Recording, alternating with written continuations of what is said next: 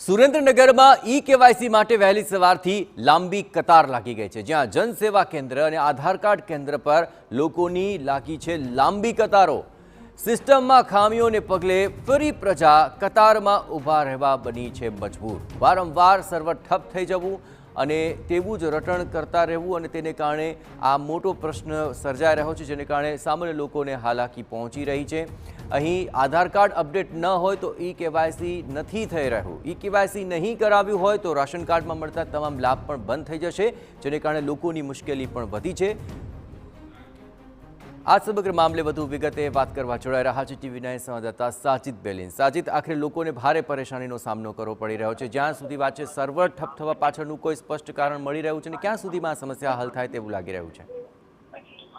જો વાત કરવામાં આવે તો સુરેન્દ્રનગર જિલ્લાની અંદર નહીં પરંતુ સમગ્ર ગુજરાતની અંદર હાલ જે ઈ-કેવાયસી તે કરવાનું ફરજિયાત સરકારે ઠરાવ્યું છે અને લોકો છે તે લાંબી કતારોમાં સવારના વહેલી સવારથી ઉભા રહે છે। ત્યારે સુરેન્દ્રનગરનું જે કેન્દ્ર છે ત્યાં પણ સવારે વહેલી સવારથી લાઈનો લાગે છે અને ઈ-કેવાયસી કરાવવા માટે જે આધાર કાર્ડ છે તેમાં મોબાઈલ નંબર લિંક હોવો ફરજિયાત છે, જેથી કરીને ઈ-કેવાયસી થતું નથી અને વારંવાર સર્વર ઠપ થાય છે, જેથી કરીને આધાર કાર્ડની લાઈનમાં અને ઈ-કેવાયસી કરવાની લાઈનમાં લોકો સવારથી લાંબી કતારો લગાવીને બેઠા છે, પરંતુ હાલ વારે ઘડિયા જે સર્વર છે તે ડાઉન થાય છે અને લોકોનું કામ થતું નથી, જેથી લોકો રસ્તે ભરાયા છે। કારણ કે જે આ ઈ-કેવાયસી નું કામ છે તે જે ગુજરાતની 17,000 દુકાનો છે તે દુકાનોનું એકી હારે આ જે સર્વર ઉપર કામ થતું હોય, જેથી કરીને ભારણના હિસાબે વારંવાર સર્વર ઠપ થતા અથવા એરર આવી જવાથી આ કાર્ય થતું નથી, જેથી હાલ તો આ લાઈનો લગાવીને લોકો બેઠા છે કે રેશન કાર્ડમાં વસ્તુ બંધ થઈ જશે કે કેમ, કે સરકારી લાભો અમારા બંધ થશે કે કેમ। જી આભાર સાજિદ।